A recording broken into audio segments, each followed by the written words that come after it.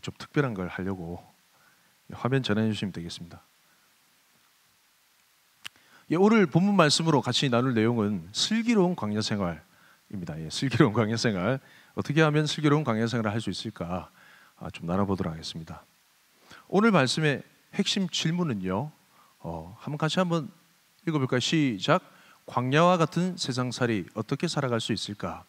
흔히 우리 인생을 광야와 같다 이렇게 표현하잖아요. 그래서 광야와 같은 세상살이를 어떻게 잘 살아갈 수 있을까? 그 삶에 대한 비결이 오늘 말씀에 나와 있습니다. 궁금하시죠?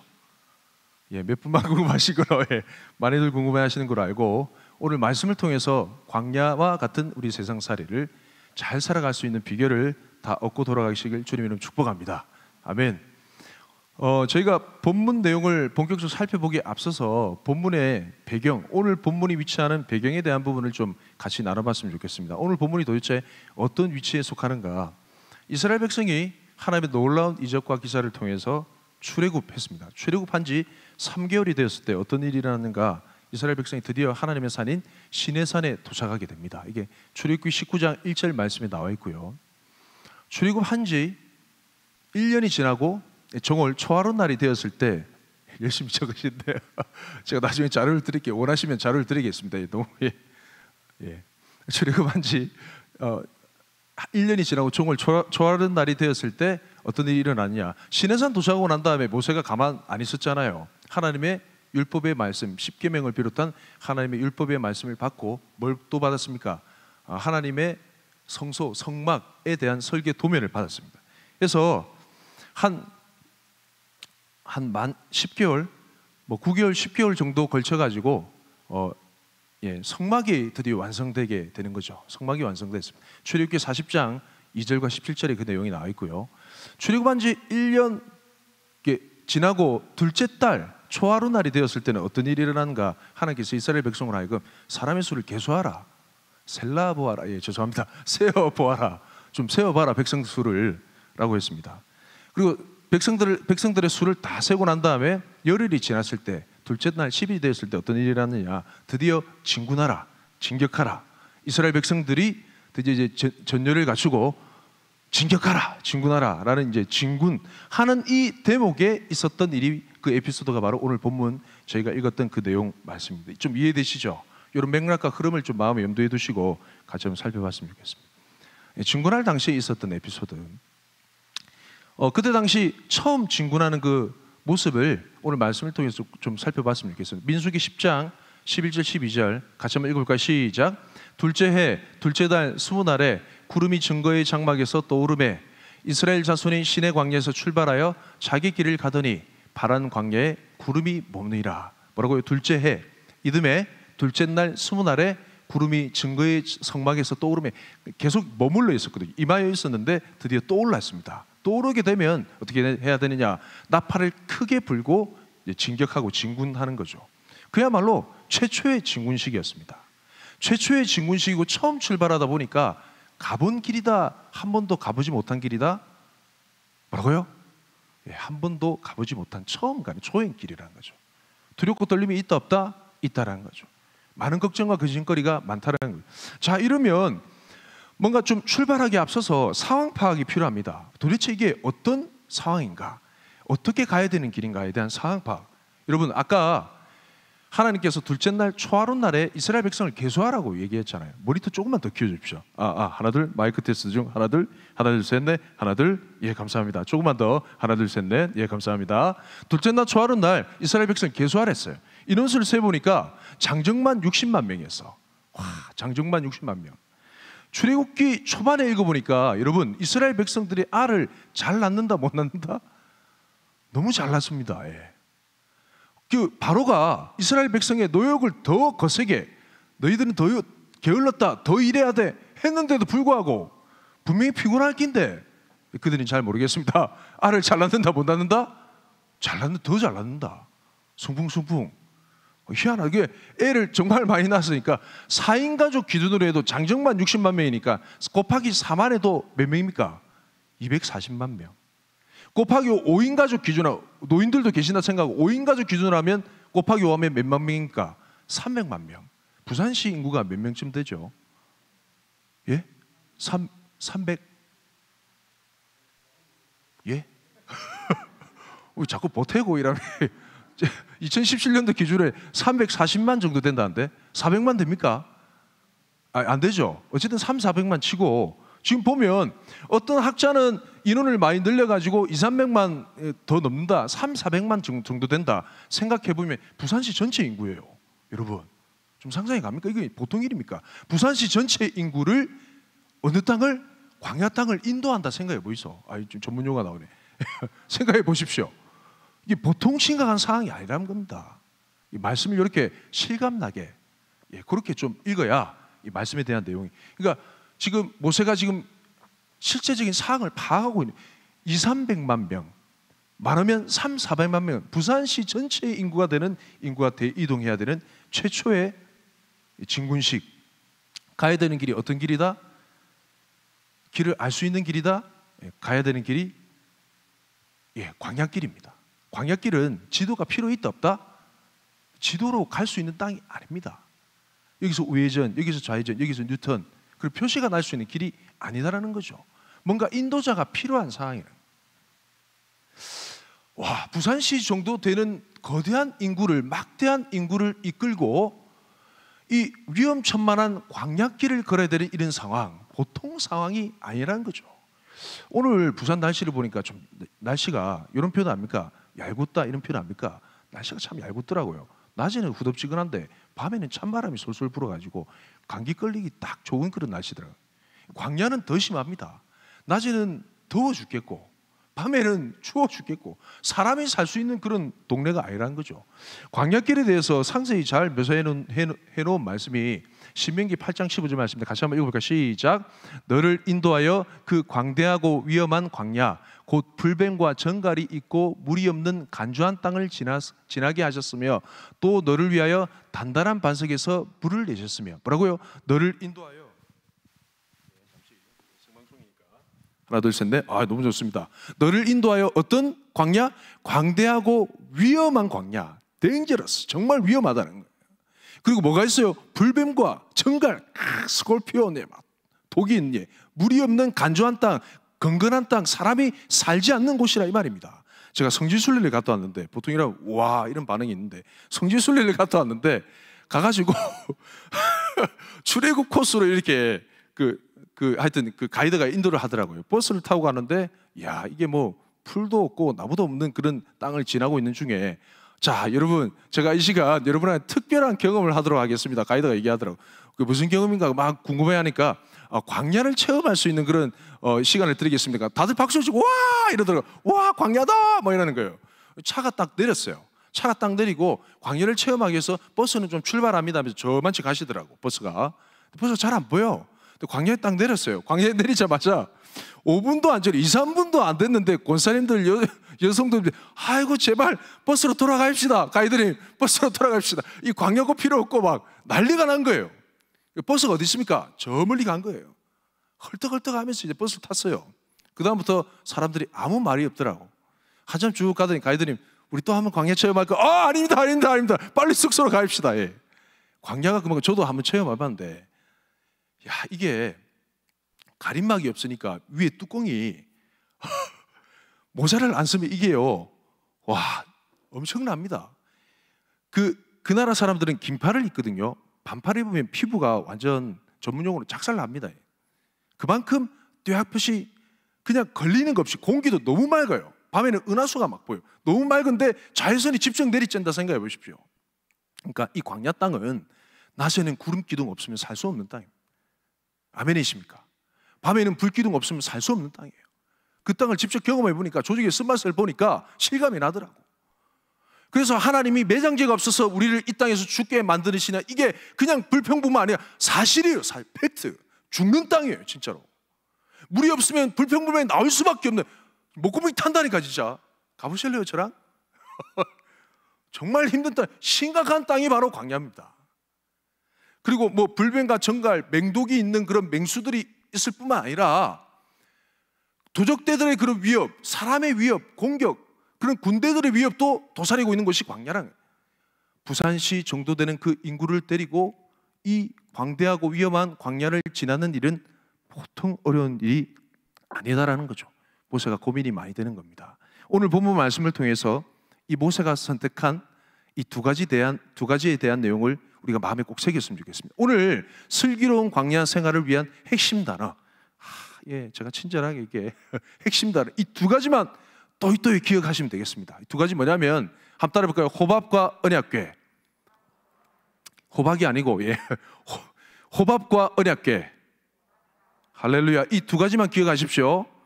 이 호밥이라는 단어가 좀 생소합니다. 성경에 잠깐 등장하고 사사기에 잠깐 등장하고 좀 생소한 인물인데 오늘 본 말씀이 좀 진득하게 이렇게 다루고 있어요. 그래서 우리가 좀 이걸 짚고 넘어갔으면 좋겠는데 도대체 호밥은 누구인가? 민수기 10장 29절 오늘 본 말씀에 보니까 어떻게 소개해놨냐면 모세의 장인 미디안 사람 르우엘의 아들 이래놨습니다. 모세의 장인인 미디안 사람 르우엘. 모세의 장인은 우리가 알기로는 이드로다, 그렇죠? 이드로. 근데 이드로라 했는데 여기는 르우엘이라 해놨습니다. 출애굽기 말씀을 찬찬히 살펴보니까 시간상 제가 간단히 설명드린 거예요. 출애굽기 말씀에 보니까 르우엘이라 하기도 하고 이드로라 하기도 하는 두 가지 단어를 동시에 장인 이름을 쓰더라 이 말입니다. 그래서 동인 이명이라는 거죠. 르우엘은 곧 이드로고 모세의 장인이라는 거예요. 그 모세의 장인의 아들이라면 촌수가 어떻게 됩니까? 관계가 처남이죠, 처남. 그래서 모세의 처남이 바로 호밥입니다. 그래서 그 장인의 아들이 되는 거죠. 그러면 모세가 이 호밥에게 어떤 에피소드가 있고 어떤 요구를 하는가?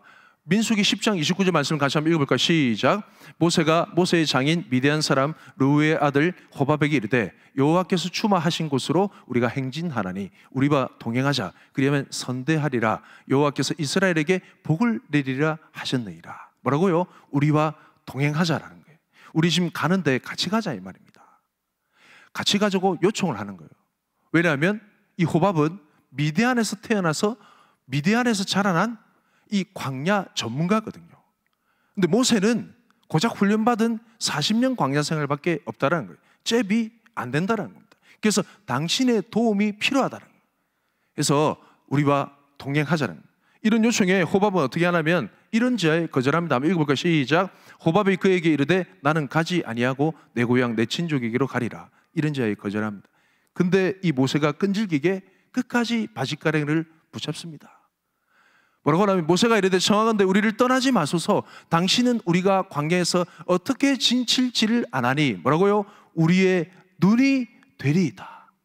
어디로 가야 될지 지도가 필요 없는 이 광야 땅 가운데 도대체 한치 앞을 모르는 이 상황 속에 우리는 갈 바를 알지 못하는 그런 상황 속에 당신의 도움이 꼭 필요합니다. 호밥이여 나와 함께 동행합시다. 우리 민족과 함께 동행합시다. 하나님께서 우리 민족에게 복을 주시는 대로 당신에게 축복하겠습니다 라고 얘기하는 겁니다.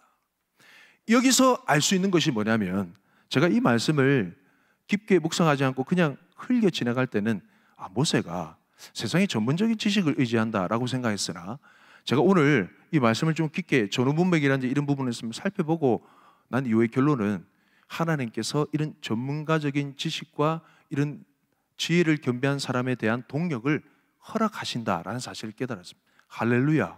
주의 몸된 교회가 든든하게 서가기 위해서는 이런 동력자의 도움이 필요하다는 거죠. 모세가 이 이드로의 아들인 장인의 아들인 처남 호밥에게 도움을 요청하는 그 배경이 무엇이 있을까요? 왜냐하면 이 자고로 남자는 장가를 잘 가야 됩니다. 뭘 잘 가야 된다고? 장가를 잘 가야 됩니다. 이 처갓집에 대한 중보기도와 그런 여러 가지 도움에 대한 부분들이 이 사역과 영적인 그런 사역 가운데 도움이 엄청 많이 됩니다. 일찌감치 모세는 이 처갓집의 도움을 받았던 적이 있습니다. 언제라면 이 모세 공동체가 이스라엘 백성들이 시내산에 도착하기 전에 어떤 일이 일어나냐, 모세의 장인인 이드로가 모세 캠프에 방문하게 됩니다. 찾아왔어요. 아이고 모서방 이리 와보소, 이리 앉아보소. 아이고 제가 너무 바쁩니다. 아이고 장인이 오라면 빨리 와야지. 제가 연기하는 겁니다. 실감나게 들이치고 너무 진지하게 들으시니까 제가 너무 당황스럽네. 모서방 빨리 와 앉아보라니까. 예 알겠습니다. 지금 하루 종일 이렇게 땀을 벌벌 흘리면서 뭐 하고 있는데, 제가 이제 각색하는 성경 말씀에 있는 내용입니다. 아이고 말도 많이 써 장인어른, 백성들이 이 인구가 부산시만큼 이렇게 많고 백성들마다 하나님께서 말씀하신 사회법, 도덕법, 정결법 이런 내용이 다 있는데 이 사람들의 민사, 형사 이런 부분에 대한 내용들이 너무 복잡해가지고 하루 종일 그 내용을 듣고 하나님의 공평과 정의대로 판결을 한다고 이게 쉴 틈이 없습니다. 이 얘기를 들으면서 이도로 장인이 뭐라는 무릎을 딱 치면서 당신이 행하는 것이 옳지 아니하다 이랬습니다. 성경 말씀 그래 되어 있습니다. 당신이 행하는 것이 옳지, 네 잘못하고 있다 이 말입니다. 야야 무서방 들어봐봐. 마음을 진정하고 컴다운. 지금 네 이대로 가다가는 진짜 잘못된대. 가나안 땅에 간다고? 웃기는 소리 하지 말고 계속 이대로 가다가는 네도 기진맥진해서 쓰러지고 네 백성들도 기진맥진해서 쓰러져 가나안 땅 가기 전에 이미 다 무너질 기다. 다 쓰러질 기다. 그러니까 지금부터 내가 가르치는 말을 똑띠 잘 듣고 내가 가르치는 대로 해라. 그럼 그 가르침 가운데 하나님 여호와께서 함께 하사 너에게 복을 주실 줄 믿노라 하면서 가르치는 내용이 뭐냐면 백성들 중에 능력 있는 사람 있지. 능력 있는 사람이 뭐냐면 다시 얘기하면 하나님을 경외하며 두려워하며 그리고 진실하게 행동하며 세 번째 부당한 이익에 대해서 미워하는 이 세 가지 조건을 갖춘 사람이 있을 기다. 그 사람을 선택해가지고 천부장, 백부장, 50부장, 10부장, 조장을 세워가지고 재판 판결을 하라 해라. 거기다가 여기서 해결되지 못한 복잡 미묘한 문제 같은 경우에는 네한테 들고 와라 해라. 이렇게 하게 되면 네 백성들도 살게 될 것이고 네도 좀 아이고 무서방 사위 삼을 때는 얼굴이 삐까번쩍 하더니 벌써부터 이리 늙어가지고 어쩌겠노 이래 된 거죠. 뭐 좀 웃기는 얘기를 하면 좀 웃어주시고 반응을 좀 해주시고 이런 얘기를 한 거예요. 이 장인 이도로의 그 지혜로운 대답을 모세가 받아들입니다. 사랑하는 성도 여러분, 우리가 사역을 하면서 목회를 하면서 교회 사역을 하면서 영혼들을 섬기는 일을 하면서 이런 지혜로운 일들에 대한 부분을 마음에 깊이 받아들이고 수용할 수 있는 마음이 있으시길 주님의 이름으로 축복합니다. 할렐루야. 이 모세 장인의 그 지혜로운 그 얘기를 듣자마자 모세 마음에 깨달음이 있었어요. 이 모든 일은 혼자 감당할 수 있는 일이 결코 아니구나. 나 혼자서 감당할 수 있는 일이 결코 아니구나. 이거 내가 잘못 생각했구나. 동력자의 동력과 그런 세상의 그런 여러 가지 지혜로운 지혜자의 말들이 필요한 것이구나 라는 사실을 깨닫고 컨셉을 바꾸기 시작하는 거죠. 근데 중요한 건 뭐냐면 이드로도 장인이잖아요. 이 호밥은 내나 처갓집 인물이잖아요. 그 장인의 아들이라. 그러니 장인은 그 미디안 종족의 제사장이니까 어디 잘 못 간다 아닙니까? 근데 이 호밥, 이 처남이라도 그 아버지의 그 아들, 지혜로운 그 DNA를 물려받을 것이니까 이 호밥에 대한 그 지혜를 이 모세가 인정을 하는 거죠. 그러면서 같이 가자라고 얘기하는 겁니다. 그런 의미에서 볼 때 이 호밥이란 것은 어떤 의미냐? 한번 따라해 볼까요? 동력자의 도움의 손길. 할렐루야. 한번 따라해 보세요. 동력자의 도움의 손길. 교회는 이런 동력자의 도움의 손길이 필요합니다. 아멘이십니까? 그래서 교회를 보면 상당히 전문가적인 스킬이 많으신 분이 많아요. 대충 설탕 2주먹, 소금 1주먹, 고춧가루 2주먹, 후추 1꼬집. 저는 레시피 잘 모릅니다. 그 대충 이래가지고 국을 끓이는데 맛이 있어. 왜? 레시피가 없어. 그냥 대충 이래 때렸는데. 그런 장금이들이 교회들마다 많이 있습니다.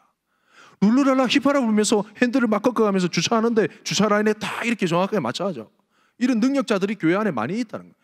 음을 땅 때려 띵 이라는데 파샵 이러면서 절대음감을 가진 그런 능력자들이 교회 안에 있다라는 거죠. 어떤 사람은요 끝까지 미소, 안녕하십니까 반갑습니다 이런 친절, 오랜 세월 동안 서비스업에 종사하다 보니까 미소가 얼굴에 배인 이런 능력자들 교회 안에 있다. 각양각색의 전문가적인 스킬을 가진 사람들이 있다는 거예요. 하나님은 이런 전문가적인 스킬을 가진 호밥과 같은 인물들의 도움을 거부하지 아니하시고 이런 사람들의 도움을 통해서 아름다운 교회 공동체를 이루어간다는 사실입니다. 할렐루야.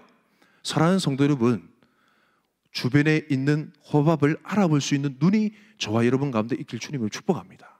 하나님께서 여러분의 삶을 도우시고자 이 세상 중의 모든 사람들 다 살펴봐도 완벽한 사람이 있어요, 없어요? 완벽한 사람이 있어요. 나는 완벽하다 하면 손 들어 보이소. 사람마다 장단점이 있고 잘하는 게 있으면 못하는 게 있고, 맞죠? 맞습니까? 나는 전부 다 잘한다 이런 사람이 있습니까? 그러니까 하나님께서 우리라는 아름다운 공동체라는 교회 공동체를 두신 부분에는 그런 심요막측한 아름다운 부분이 있다는 거예요. 상대의 부족한 부분이 내가 어떤 체험이 될 수 있고, 할렐루야, 주변에 있는 호밥을 알아보게 되는 은혜가 있길 축복합니다. 그런 의미에서 우리가 곧 하게 되는 부분이 직분자 투표를 하게 됩니다. 직분자 선출을 위한 공동의회를 앞두고 있습니다. 할렐루야. 담임 목사님, 노정각 담임 목사님의 목회를 돕기 위한 호밥을 기다리고 있는 거예요. 할렐루야. 하나님께서 보내실 만한 호밥. 나는 그래도 이 판매 영업 가운데는 방구 좀 끼는 사람입니다. 이런 잔뼈가 굵은 여러 가지 사회적인 여러 가지 자기 삶의 영역 가운데서 그런 전문가적인 입장을 가진 자기만의 그런 달란트, 은사를 가진 그런 성도들, 그런 후보자들, 하나님이 불꽃 같은 눈동자로 바라보고 계시고 우리 온천교회는 기다리고 있습니다. 할렐루야. 그런 호박 같은 인물이 잘 선출이 되어 가지고 우리 담임 목사님, 노정각 목사님의 목회 가운데 정말 날개가 달리는 그런 은혜가 있길 주님으로 축복합니다. 아멘. 이처럼 호밥은 동역자들의 도움의 손길이라는 거죠. 저에게도 그런 일이 있었습니다. 제가 이제 신방사역을 처음 이제 맡았을 때가 강도사였습니다. 강도사 3년차 때. 강도사 때 신방사역을 처음, 뭘 알겠어요? 뭘 잘 모르잖아요. 그러니까 뭐 젊은 열정을 잊고 이제 한때 많이 몰랐습니다. 제가 뭐 좀 생긴 거는 좀 스마트하게 보일진 잘 모르겠지만 뭐 문서 작업이라는 이건 잘 못했어요. 그 다음에 이제 하여튼 여러 가지 좀 부족한 부분이 많았었는데 행정적인 부분들 좀 잘 못하는 부분들이 있었어요. 그런데 제가 이제 제가 신방사역을 처음 했던 그 교회는 여전도사님이 다 나가시고 저희 교회랑 상황이 비슷합니다. 여전도사님이 다 있다가 나가시고 신방권사 제도란 걸 도입했을 때였습니다. 그러니까 지금 이제 저희 교회에서 신방을 도우시는 신방권사님들이 여전도사님의 역할을 대신하는 그런 상황이었죠. 이 신방권사님들이 팔방미인이 되었어야 되는 그런 상황이었습니다. 그때 저에게 붙여준 진짜 천사와 같은 한번 권사님이 어떤 분이셨냐면 운전을 너무 잘하는 거예요. 운전을 그냥 잘하는 게 아니고 본인 자가가 있어가지고 본인 차를 타고 왔는데 저는 이제 사장처럼 뒤에 딱 앉아가지고 사장석에 앉아가지고 예 감사합니다 이러면 내리면 되고, 근데 운전을 잘하는 정도가 내가 알지 못하는 그런 골목골목 길을 잘 아시는 거예요. 그 다음에 이분의 달란트가 뭐냐면 엑셀을 너무 잘하시는 거예요. 문서, 한글, 엑셀 너무 잘하시는 거예요. 놀랐습니다. 알고 보니까 이분이 과거의 전적이 어떠냐면 옛날에 이제 비서 역할도 많이 하셨고 격리 이런 거 많이 하셨고, 운전을 잘하는 이유가 그 자판기, 조그마한 소형 커피 자판기 이걸 납품하는 업체 가운데 있었던 거예요. 그러다 보니 그 골목골목 뭐 납품하는 그 업체가 있는 곳은 이제 다 아는 거예요. 이렇게 자기가 주로 다니는 길이니까. 그러니까 신방할 때 보니까 분명 시간이 되게 부족한데 어느덧 눈 뜨고 보면 이제 제 시간에 도착했고 막 이런 기적적인 일들이 많이 일어나는 게 그분 운전을 그만큼 능숙하게 잘할 수 있었던 이유가 과거에 이제 그런 일들에 종사했기 때문에. 그 다음에 이제 문서 작업을 잘하는 이유가 거래처 파일을 정리해야 된다 아닙니까? 그래도 엑셀 파일을 정리하고 이렇게 하면 이렇게 맞춰지고 하다 보니까 그 부분이 능숙능란한 거예요. 그러니 제가 막 문서 정리하는 걸 옆에 지켜보더니 답답하죠. 목사님 제가 하겠습니다 이러면서 웃으면서 파일을 고선에 들고 왔더니 작품이 막 나오고 이러더라고요. 이런 것처럼 저의 연약한 부족한 부분을 위해서 하나님께 붙여주신 호밥이라는 존재, 그 권사님을 붙여주신 그런 경험이 있습니다. 지금 저희 온천교에서 하는 사역도 마찬가지예요. 제가 제 입으로 얘기해서 좀 송구스럽지만 작곡을 하고 있습니다. 제가 작곡에 대해서 배운 적은 없는데 작곡을 할 수 있는 비결이 뭐냐면 모차르트 영화 아십니까? 선율이 떠오른다. 그럼 제가 제 입으로 녹음을 해요. 좋은데? 이렇게 하면 그걸 이제 음성파일로 녹음합니다. 음성파일로 녹음해서 이제 반주자한테, 실력 있는 반주자한테 넘기죠. 그리고 악보를 그려와요. 작곡이 된 거죠. 저는 악보를 그릴 줄 몰라요.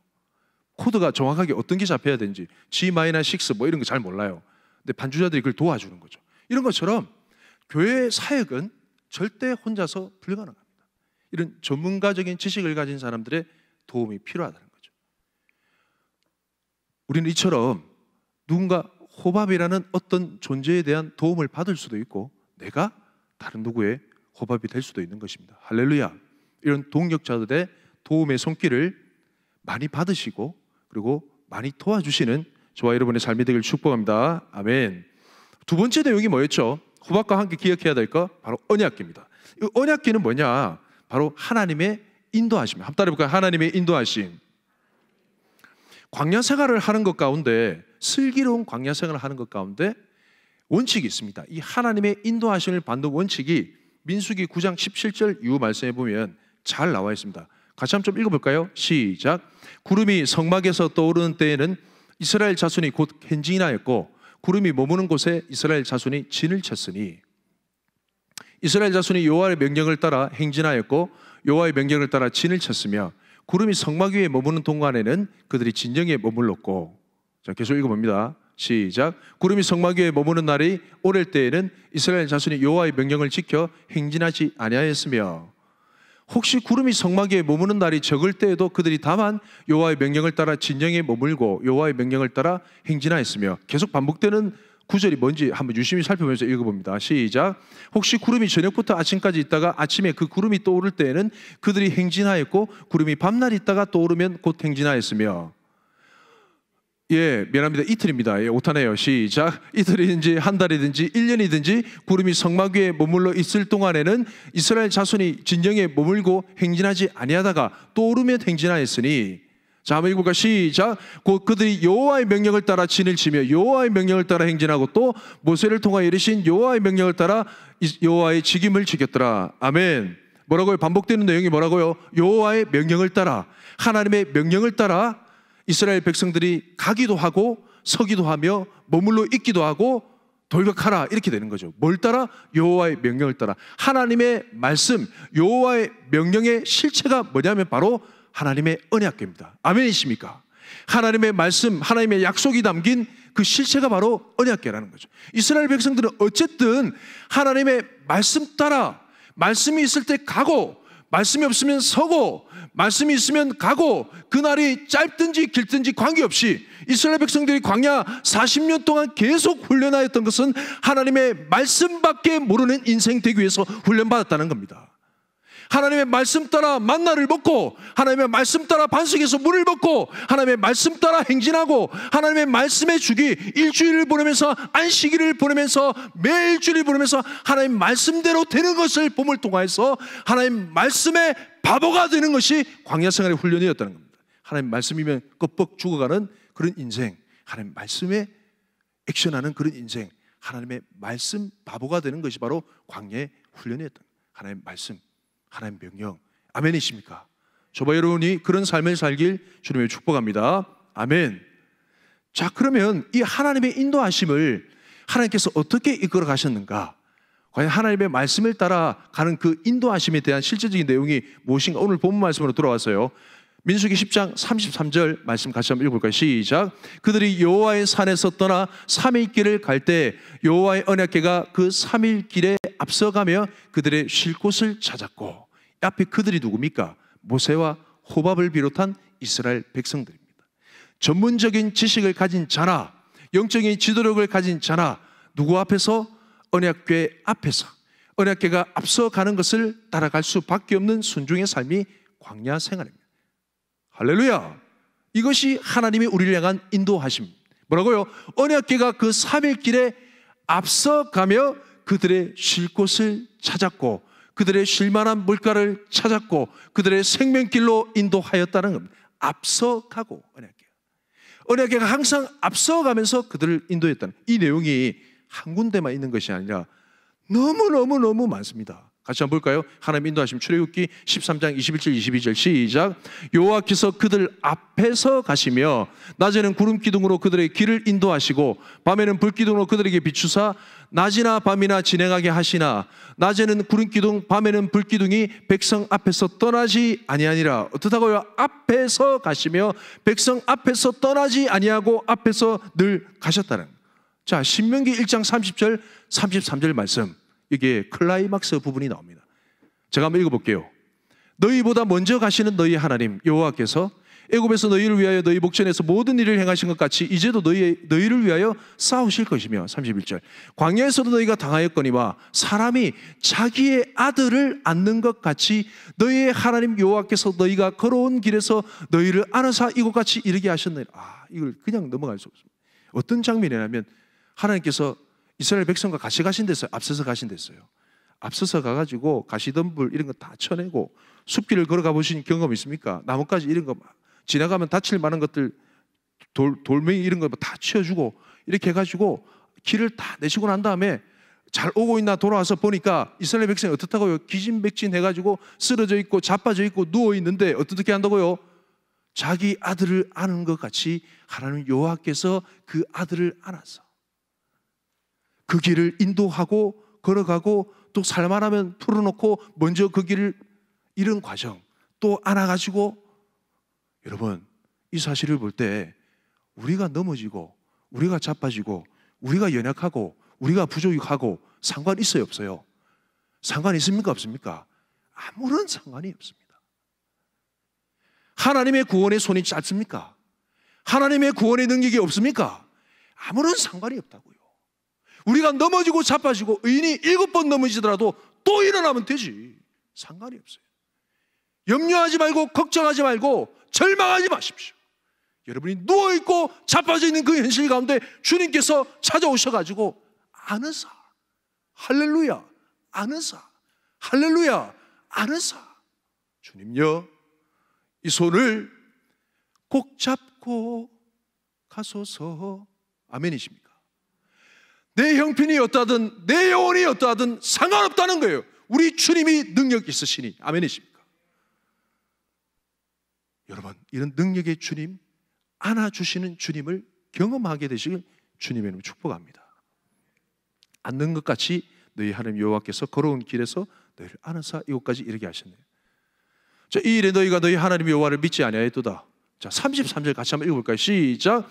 그는 너희보다 먼저 그 길을 가시며 장막 칠 곳을 찾으시고 밤에는 불로 낮에는 구름으로 너희가 갈 길을 지시하신 자이시니라. 할렐루야.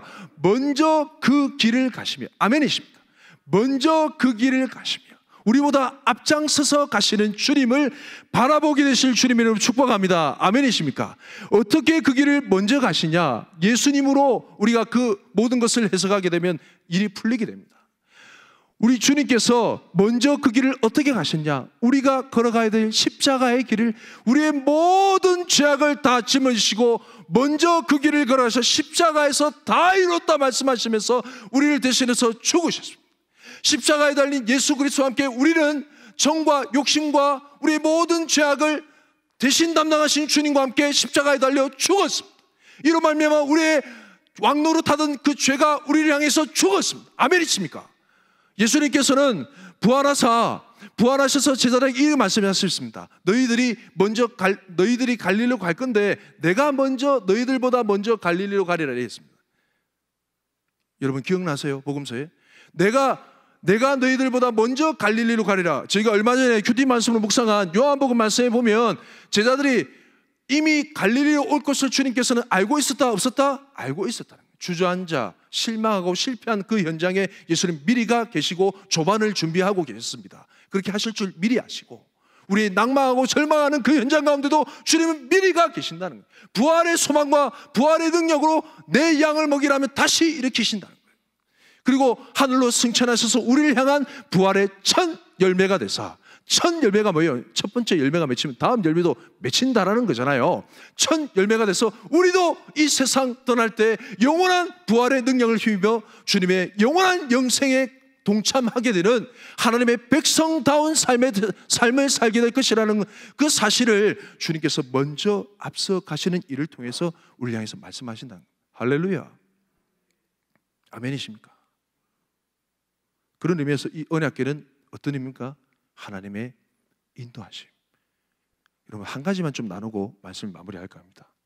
그럼 이 언약궤, 앞서 가시는 언약궤에 대해서 너무나 당연한 내용이지만 우리가 꼭 기억해야 될 하나님의 인도하심을 받는 비결 두 가지 내용이 있습니다.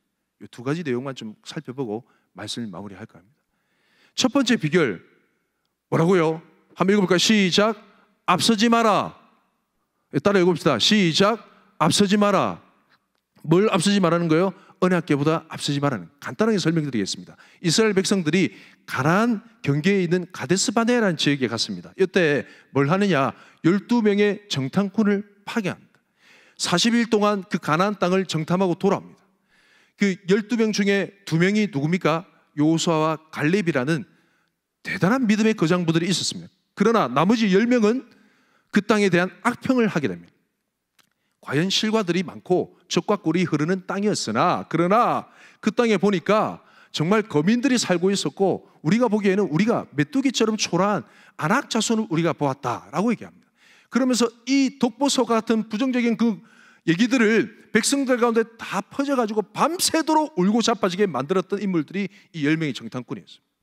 그래가지고 하나님께서 진노하사 그냥 너희들이 가서 그들은 밥이다 이러면서 취하라고 얘기했는데, 이렇게 악평하면서 믿음 없는 행동함을 통하여서 너희들이 이 광야 땅 가운데서 이스라엘 가나안 땅을 정탐한 그 날수대로 1년을 쳐가지고 40년 동안 유리하며 방황하게 될 것이다 하면서 너희들이 방황하는 동안에 이 땅 가운데 다 멸절될 것이다 라고 했습니다. 그때 죄송합니다, 전문 용어로 가리느까, 뒤늦은 순종, 가지 말았어요. 그 땅 정복하러 가지 말았습니다. 가지 말았는데 그럼에도 불구하고 이스라엘 백성이 뒤늦은 순종 하려고 그 땅 산꼭대기에 올라가는 그런 우를 범하게 됩니다. 그때 어떤 장면이 연출되는가 한번 좀 읽어볼까요? 민수기 14장 44절 시작. 그들이 그래도 산꼭대기로 올라갔고 여호와의 언약궤와 모세는 진영을 떠나지 아니하였더라. 두 개가 대비되죠. 이게 신명기 말씀에 보면 그들이 경솔히 행동하였다 이렇게 해놨습니다. 그래도 그들이 하나님 가지 말했는데 산꼭대기로 정복하러 올라가겠다. 아말렉 군대를 향해서 올라갔습니다. 싸우려고. 그런데 뭐라고요? 여호와의 언약궤와 누구는? 모세는 진영을 떠나지 아니. 이러면 가야 됩니까? 안 가야 됩니까?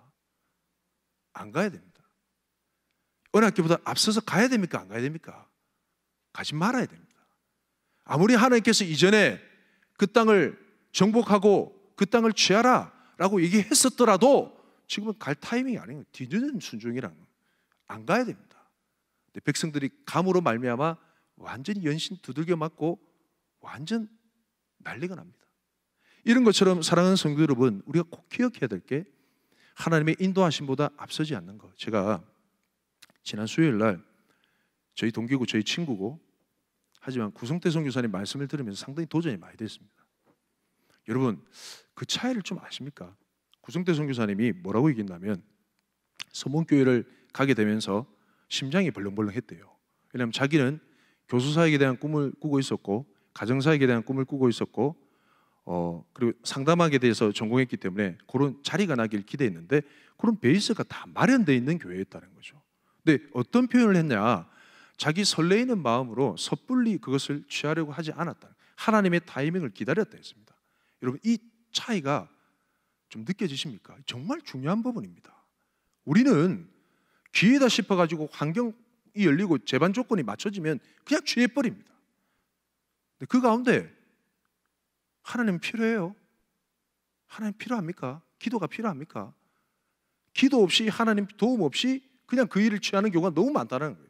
근데 구성태 선교사님 표현하는 게 하나님의 때를 하나님께서 열어주시는 그 타이밍을 기다렸다는 거예요. 여러분 이 두 가지가 천지차입니다. 천지차이라고요. 어떻게든 하나님이 하시게끔 기다리는 거예요. 어떻게든 언약궤가 앞서가기를 기다리는 거예요. 아멘이십니까? 어떻게든 하나님이 일하시도록 기다리는 거예요. 내가 할 수 있음에도 불구하고 제가 그거 잘합니다 라고 얘기하면 그만이잖아요. 오 그래 당신 기다렸어 이러면 되는데 하나님께서 열어주시기를 잠잠히 기다리는 거예요. 여러분 이게 정말 중요한 삶의 태도입니다. 많은 신앙인들이 기회를 놓치지 않기 위해서 하나님의 인도하심을 많이 놓치고 섣불리 자기 손으로 취해버립니다. 세상이 볼 때는 기회를 잘 잡았고 지혜로운 것처럼 보일지 몰라도 여러분 언약궤 앞서가시는 언약궤 하나님을 경외하고 두려운 마음의 자세는 결코 아닙니다. 여러분 이 두 가지를 잘 구분하셔가지고 하나님의 인도하심보다 절대 앞서는 우를 범하지 않게 되시길 주님 여러분 축복합니다. 우리 마지막입니다. 한번 읽어볼까요? 한번 시작. 온전히 신뢰하라. 하나님의 인도하심을 받는 마지막 이 비결, 두 번째 비결, 온전히 신뢰하라는 거예요. 하나님께서 이스라엘 백성들을 언약궤로 인도하시면서 결국 보고자 했던 앵글이 뭘까요? 바로 이겁니다. 여호수아 말씀. 가슴이 뛰어요. 저 혼자 바운스 되는지 잘 모르겠는데 이걸 목격하면 정말 가슴이 뜁니다. 예.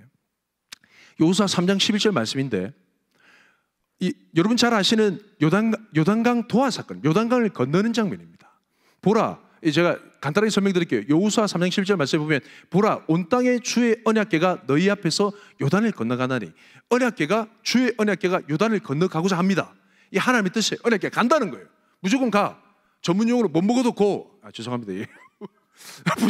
무조건 가면 간다는 거예요. 언약궤가.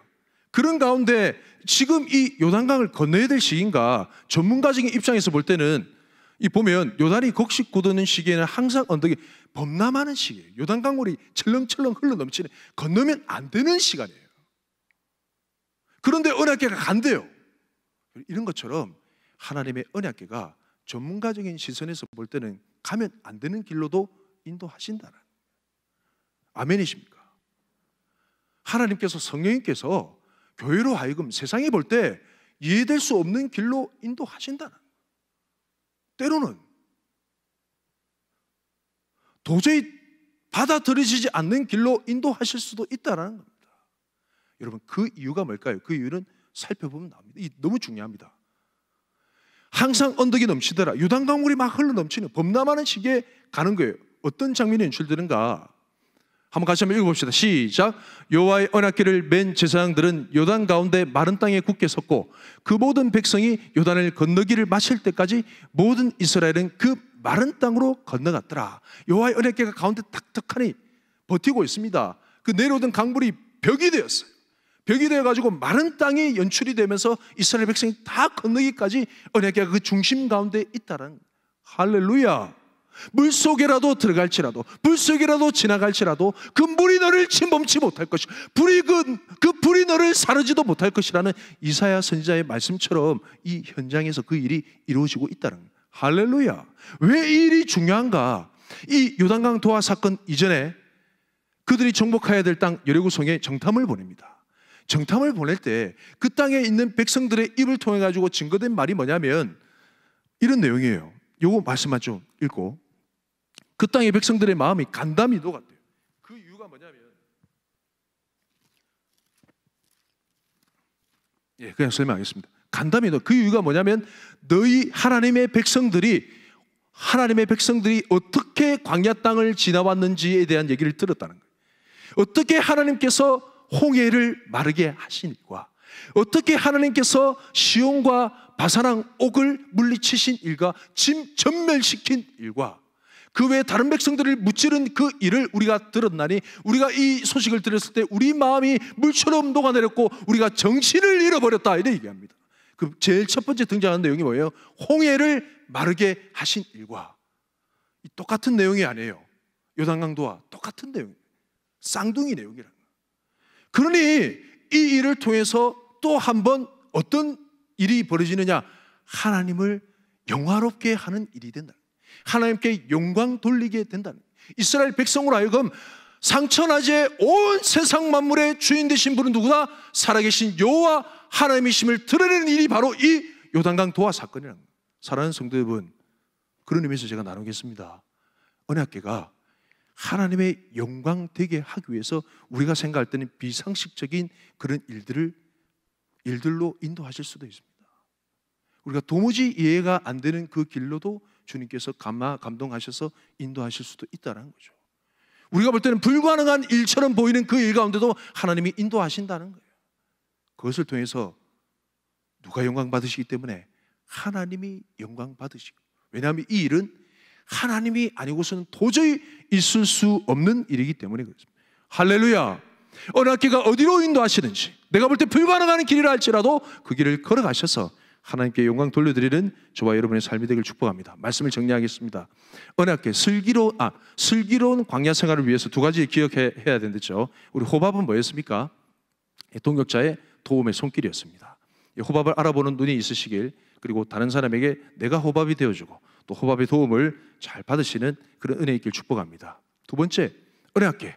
언약궤는 뭐라고 했습니까? 하나님의 인도하심, 호밥과 언약궤, 이 두 가지에 대한 콜라보레이션, 하나님께서 이 광야 생활 같은 우리 삶 속에 우리에게 주신 귀한 선물입니다. 이 선물을 마음껏 누리며 충만하게 누리는 저와 여러분의 삶이 되길 축복합니다. 아멘. 우리 이 시간 다 함께 좀 기도했으면 좋겠습니다.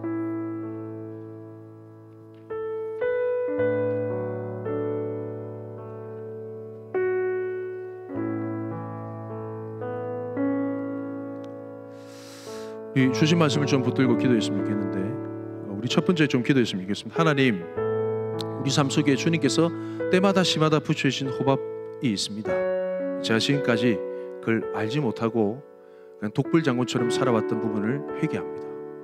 제 마음이 딱 그랬어요. 천상천하 유아독존, 이런 독불장군 같은 사람에게는 참 이 사람이 참 붙어 있기가 참 쉽지 않습니다. 그러나 여러분, 하나님의 사역이란 거, 교회 사역이란 것은 홀로 감당하는 게 불가능합니다. 모세의 경우처럼. 아멘이십니까? 혼자 감당할 수 없는 영역이 있습니다. 그걸 인정하셔야 됩니다. 여러분, 여러분에게서 가장 귀한 호밥이 누구일까요? 여러분의 배우자입니다. 아멘이십니까? 여러분이 아멘 하셔야 되는데, 여러분의 배우자입니다. 여러분의 형제요, 여러분의 가족입니다. 멀리서 찾지 마세요. 여러분의 삶을 누구보다 잘 알고, 여러분의 단점을 누구보다 잘 알고 보완해 줄 사람은 여러분의 가족입니다. 여러분의 배우자입니다. 하나님, 나에게 붙여주신 호밥을 지금껏 알지 못했습니다. 그러나 이 시간 이후로부터 주님께서 나에게 붙여주신 호밥에 대해서 눈을 뜨기 원합니다. 그리고 이 험한 광야 생활 가운데 하나님의 도우심을 입을 수 있도록 우리 마음을 열어주옵소서. 우리 이 시간 주여 뵈시고 다 함께 기도하겠습니다. 주여.